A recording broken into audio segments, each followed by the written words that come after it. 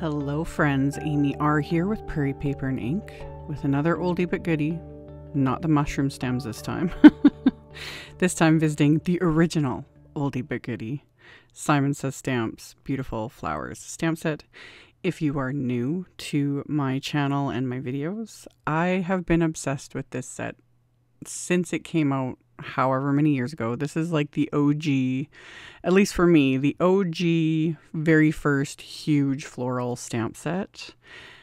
Love it. I have done so many videos, several dozen videos now with this stamp set, and I have an entire playlist, and I will link to that at the end of this video that has all the videos I've done using this set, as well as the Beautiful Flowers 2 stamp set, which I'm pretty sure I said this in my last video using this. I need to pull that one out and use it too, because it's also fabulous. But anyway, I started with some Distress KRAFT HEAVYSTOCK, and I lined up the stamp over the HEAVYSTOCK in my MISTI here, and then I applied anti-static powder tool to the HEAVYSTOCK.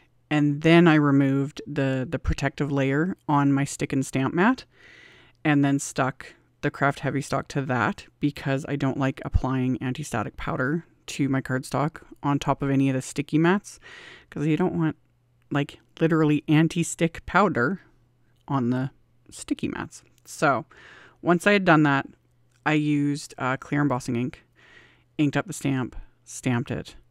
Every time, and I've mentioned this before, the more you use your stamps, the better they stamp. Photopolymer, rubber stamps, either one. The more you use them, the better they stamp. And this one just stamps like a dream, because you can tell, like, look how stained it is. This stamp is very well loved. So I stamped it with clear embossing ink. I coated it with Simon's Detail White embossing powder, and then melted it with my heat tool. Had to tilt it back and forth in the light to make sure everything's smooth and melted and that there's no grainy areas. And for my coloring, I am using my Distress watercolor pencils, and I have them in a palette. I have done a separate video showing how I use the watercolor pencil shavings to create this palette. So I will have a link to that video as well, in case anyone is interested. This is just how I prefer to use them. It's so much easier because I can just swirl a damp brush into the little wells and paint. I don't have to like color with the pencil first, move the color around, etc. This just makes life easier. It's easier on my hands. Plus this way I have all the colors sitting right in front of me. So again, I'll have a link to that, and I have a playlist that I keep adding to every time I do a video using the Distress watercolor pencils. That is also another playlist. So I'll link to that at the end as well. And for this card, I wanted to do sort of a messy watercolor look. So I'm just using right now just the regular little paintbrush that I kept dipping in water, and then just swirling it in random colors of the Distress watercolor pencil palette, and painting outside the lines of the image to get that sort of messy look.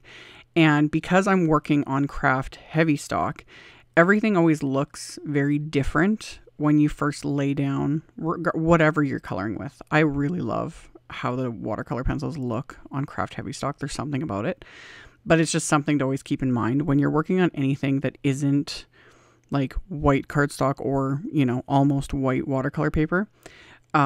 Anything darker than that, it's always going to look different when there's still like moisture on top of everything. So always make sure to kind of let things dry before you make your final decision. So I just went with a bunch of random colors. And then once I was done like the messy areas, to do the detail coloring, I could have just stuck with the same paintbrush. It would have been fine. But it's a habit now for me to use my little water brush, because that way, same thing. I just swirl it in the different colors and paint. And this sort of painting, legit, anyone can do. I'm not doing any, shading or fancy blending or anything like that. Like I am, mixing a few colors here and there just because it's fun. But yeah, like that's, I think, another reason why, and I'm positive I sound like a broken record at this point. But I think that's another reason why in fact, it is a reason why I love this specific stamp set, is this image is so detailed it doesn't need much. You know, like the detail's already there. All the detail in the petals, all the detail in the leaves, it's already there. So all you need to do is add color and it's good to go. So the only like extra fiddling around I did was on these two kind of outer flowers. I was using the sponge sugar color, which is very light, and on top of KRAFT, it doesn't show up as much because it's a very pale pink on top of a very dark KRAFT base. So I ended up adding picket fence, like the white, and painted that over it, and then added more of the pink. And then I'm actually going to go in and mix just a tiny, tiny bit of the picked raspberry with the sponge sugar. Hardly any, because picked raspberry is one of the most intense colors. That one and seedless preserves are two of my favorites, of course.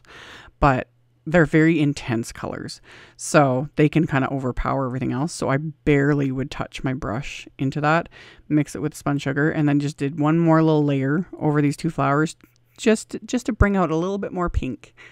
So once I was finally happy with all of this, I let it dry, which again didn't take very long because I'm not adding like a ton of water, because again, it's just not necessary. So after it was dry, I am of course going to add splatter. So I started with Ranger Perfect Pearl Powder, like my go-to shimmery splatter. And I'm going to add just the teeniest bit, just a touch of white gouache. And mixing these together, you won't be able to tell, like at the end when I show it, you can't really tell in the photos. But mixing these two together, and again, barely any of the white gouache, there's still shimmer to the splatter in the end. I can see it in real life. I'm looking at the card as I'm doing this voiceover, and it's like, it's just got that little bit, you know? It's just subtle, but it's there. Makes me happy.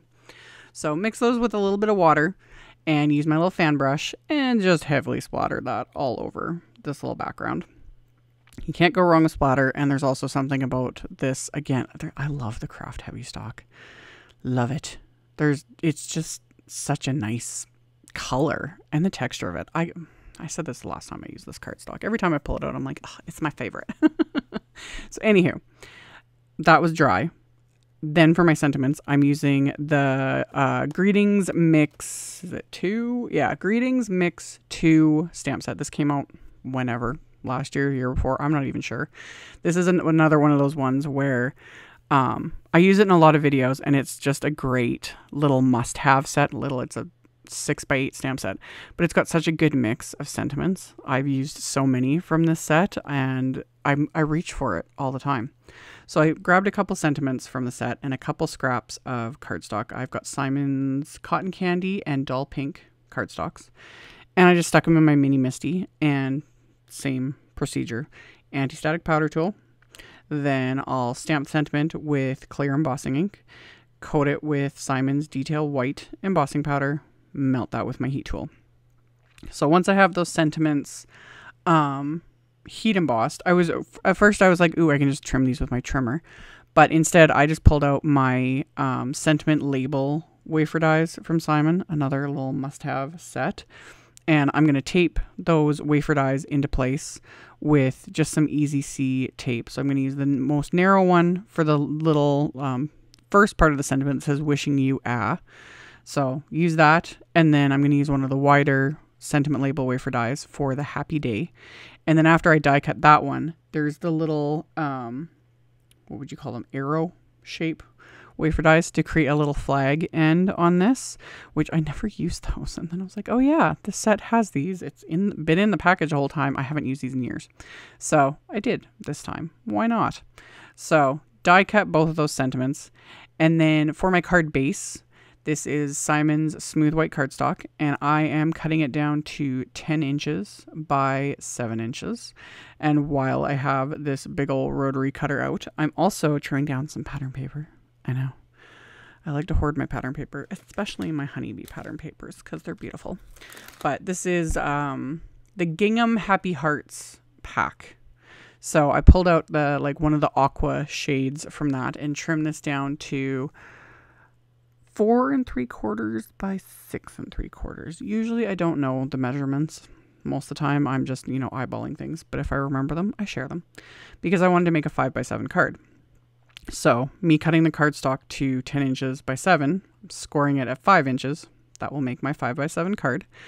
And that KRAFT cardstock that I had stamped and heat embossed and watercolored was 4x6 inches. It just was, it was in the package with everything, you know, one of my offcuts. And that's what just kind of not inspired the whole card, but I was like, ooh, why not make a 5x7 card?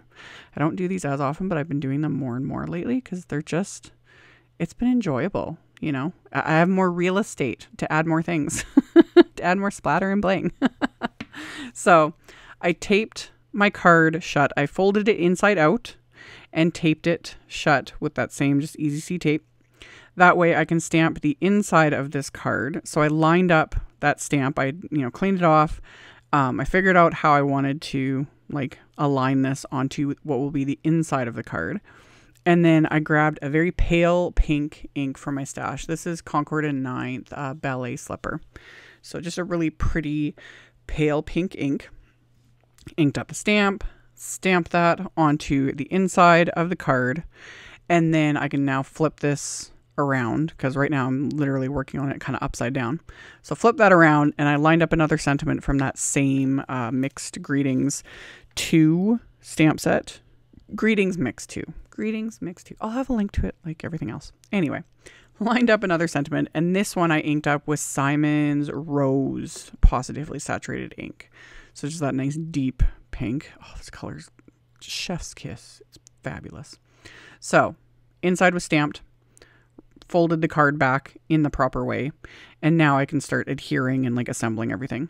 So I adhered the pattern paper directly to the card base, and then for my main panel I pulled out some baker's twine because it's another thing I love baker's twine. It's just a little must-have in my opinion. So I got this little hemp teak pack. I got both of their packs. Because the other one is like blues and greens. This one's like pinks, purples, like warm colors. And the light pink was perfect. So I wrapped that around this KRAFT panel. And then using my reverse tweezers to hold the little knot, tied it in a bow. Once I was happy with that, after a little bit of fiddling, trim off the ends. And then the sentiments, I'm just going to adhere down with KRAFT tacky glue. And end up having to adhere the top one a second, like actually add more glue because I didn't add enough the first time. And then it literally just fell off. Added a bit more glue, stuck it into place. And then I would have done this anyway, but I especially like doing this when I do use twine or ribbon, which I don't do very often anymore. That used to be like my thing. Pattern paper and ribbon on every single card, you know. In the previous life, in my first videos. I think I have well over 2,000 videos on YouTube. Isn't that insane? I don't even know how many I've got. There's a lot. But in the before times, that's what I used to do all the time. Anywho, when I do use twine and ribbon, I like to use some sort of foam adhesive to pop things up. Plus, it just makes everything lay nicer because you have that the bump of the twine or the ribbon or whatever. So this just makes everything go together nicer. So I use Simon's Big Mama foam tape. So it gives it a little bit of dimension, but doesn't make it too bulky. And then I couldn't go with one type of bling. I went with 3 because when I pulled out all these colors, I was like, they all work. I literally couldn't choose. I was like, they're all beautiful and they all work. So these are all Pink Fresh glitter drops in, I've got Blossom and Aqua and Blush. Seriously, they were perfect. So used all 3 because why not? Go big or go home. So once I was kind of happy with the placement of those, I'm going to adhere them into place with dabs of KRAFT tacky glue. Once those are adhered, I'm going to pair this card. Simon has been coming out with more 5x7 envelopes. Another reason why I've been loving making more 5x7 cards because I was like, ooh, when you have pretty envelopes to go with it. So they've got A7 Audrey Blue envelopes, and again, perfect. So paired it with that, and that finished off the card. So like I mentioned earlier, I will have links to my multiple playlists. I'll link to the palette video as well. That'll be at the very end of this video for you guys to check out if you're interested. Below the video, I'll link to my blog post. I'll have a supply list, all the links to everything. You can check that out below if you're interested. Thank you all so very much for taking the time to watch my videos, for thumbs upping, commenting, subscribe if you haven't, and I'll see you all very soon in the next one. Bye.